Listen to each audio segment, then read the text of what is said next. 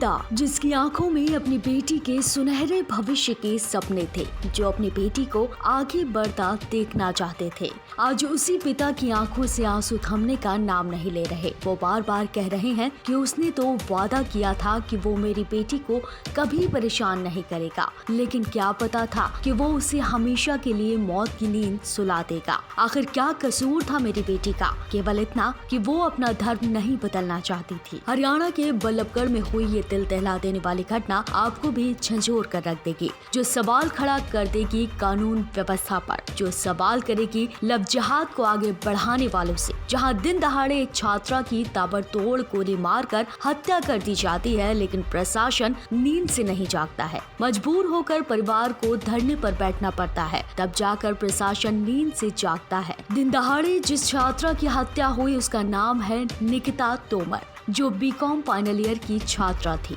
वो बल्लभगढ़ के अग्रवाल कॉलेज से एग्जाम देकर निकल रही थी, लेकिन तभी कार में सवार दो युवकों ने उसे जबरन कार में बैठाने की कोशिश की, लेकिन बहादुर निकिता घबराई नहीं। उसने इसका विरोध किया, जिससे बौखलाए आरोपी ने सीधा निकिता की कनपट्टी पर गोली मार दी। निकिता को उसी हालत में छोड़कर वहां से फरार हो गए और अस्पताल ले जाते वक्त निकिता ने दम तोड़ दिया। निकिता को मौत की नींद सुलाने वाले शख्स का नाम तौसीफ है। इस अपराध में तौसीफ के साथ उसका दोस्त रेहान भी शामिल है। परिवार वालों के प्रदर्शन करने के बाद जब पुलिस ने कार्रवाई शुरू की तो सच निकल कर सामने आया, जो वाकई में हैरान कर देने वाला था। तौसीफ ने कहा कि वो निकिता को कई सालों से जानता था और शादी करना चाहता था, लेकिन वो किसी और से शादी करने जा रही थी। यहाँ तक कि हत्या से एक दिन पहले भी दोनों के बीच करीब 15 मिनट तक बातचीत हुई। उसने अपने सारे गुनाह कबूल कर लिए। तौसीफ ने ये भी कहा कि निकिता के कारण उसकी मेडिसिन की पढ़ाई छूट गई थी। तो वहीं निकिता के परिवार ने खुलासा करते हुए कहा कि तौसीफ ने निकिता का 2018 में अपहरण कर लिया था, लेकिन किसी तरह से बच्ची को बचा लिया गया। तौसीफ ने भरी पंचायत में कहा कि वो उसे परेशान नहीं करेगा, लेकिन क्या पता था कि वो उसे जान से ही मार देगा। निकिता के पिता मूलचंद तोमर ने कहा कि ये मामला पूरी तरह से लव जिहाद का है। वो निकिता पर लगातार दबाव बना रहा था कि वो धर्म परिवर्तन करके उससे शादी कर ले,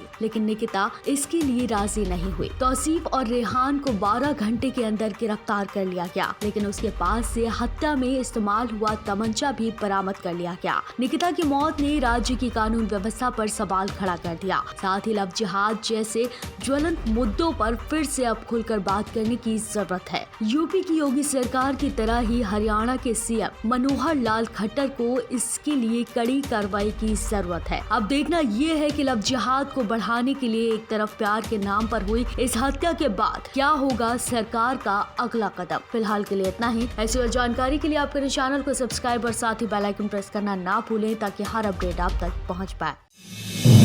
आप देख रहे हैं नेट्रिक न्यूज, साहस सच कहने का।